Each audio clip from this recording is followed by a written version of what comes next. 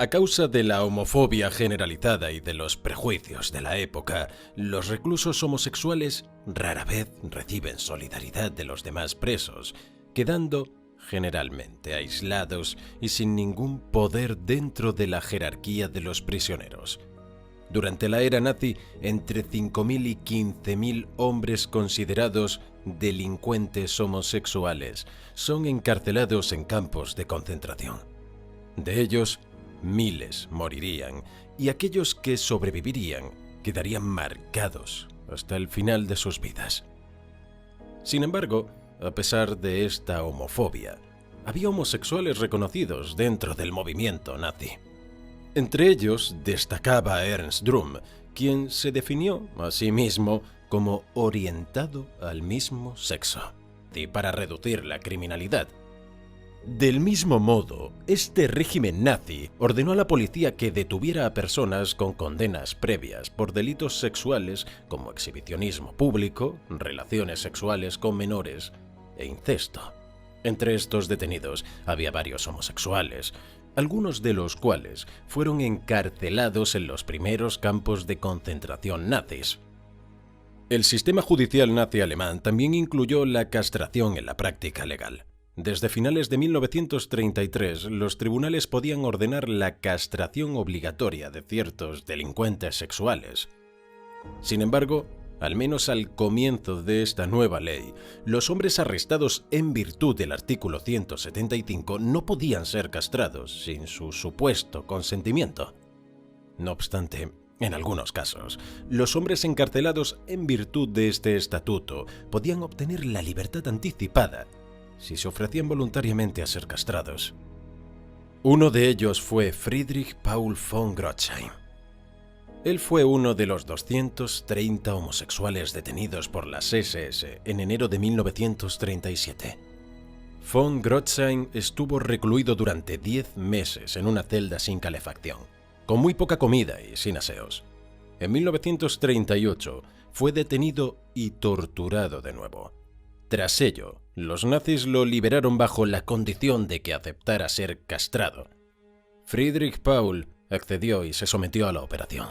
De esta forma, entre 5.000 y 15.000 personas fueron encarceladas en campos de concentración a causa de su orientación sexual.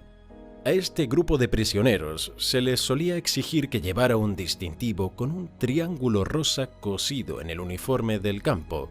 Así, estas insignias permitían a los guardias de las SS identificar los supuestos motivos del encarcelamiento. El hecho de portar el triángulo rosa llamaba especialmente la atención, pues se les consideraba como un grupo de prisioneros distinto del resto.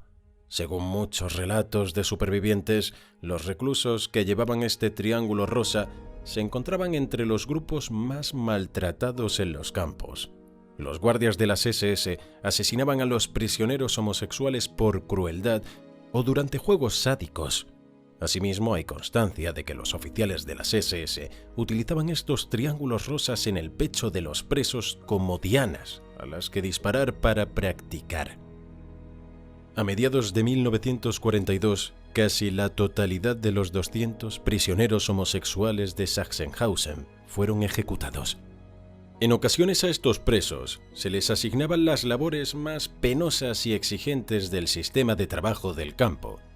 En centros como Mauthausen y Flossenburg era práctica habitual hacer trabajar a los prisioneros homosexuales hasta la muerte. Más tarde este crimen era calificado como una muerte natural. A menudo eran sometidos no solo a abusos físicos, sino también sexuales. Los reclusos con el triángulo rosa eran violados por los guardias del campo y por sus compañeros. Además, eran golpeados y humillados públicamente.